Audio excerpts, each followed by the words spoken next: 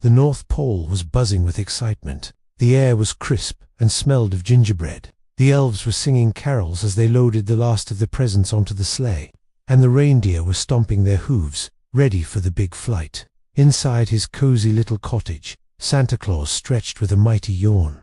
It was Christmas Eve, the most wonderful night of the year. He hummed a merry tune as he pulled on his big red suit, adjusted his belt, and combed his fluffy white beard. Just one more thing, he chuckled, reaching under his bed for his legendary magic boots. But his hand found nothing. He looked again, nothing but a stray candy cane wrapper. He checked behind the curtains, in his closet, even under Mrs. Claus's favorite armchair. The boots were gone. A wave of panic washed over him. He couldn't deliver presents without his boots. They were no ordinary boots. You see, they were infused with ancient Christmas magic, allowing him to land silently on any roof, shrink to fit any chimney, and stay warm even in the most blistering blizzards. Without them, Christmas was in serious jeopardy. Just then, he noticed a tiny, muddy footprint near his window, and next to it, a small, pointy red hat.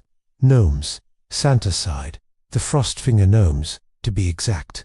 They lived in the nearby ice caves, and were always a little bit grumpy, and more than a little bit jealous. They had always dreamed of being the ones to deliver the presents, convinced they could do it faster and better than Santa. It seemed this year, they had finally decided to take matters into their own hands. Santa knew he couldn't be angry. They just didn't understand the true spirit of Christmas.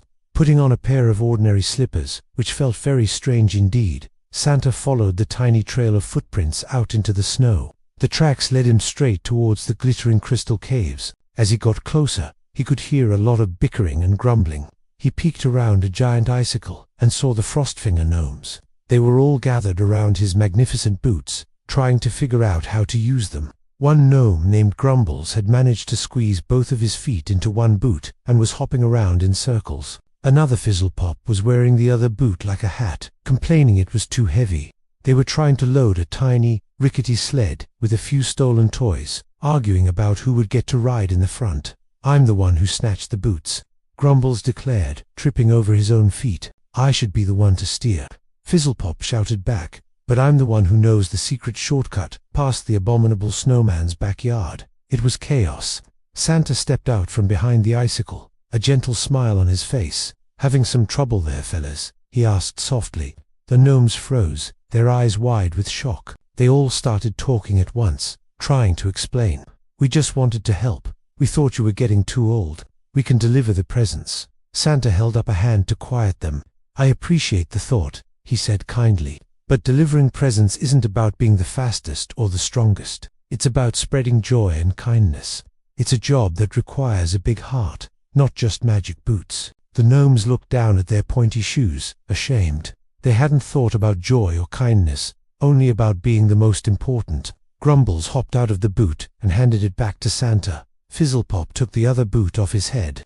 "We're sorry, Santa," they mumbled in unison. Santa's smile widened. "I know you are," he said. "How about this? Instead of trying to take over my job, you can be my official helpers tonight.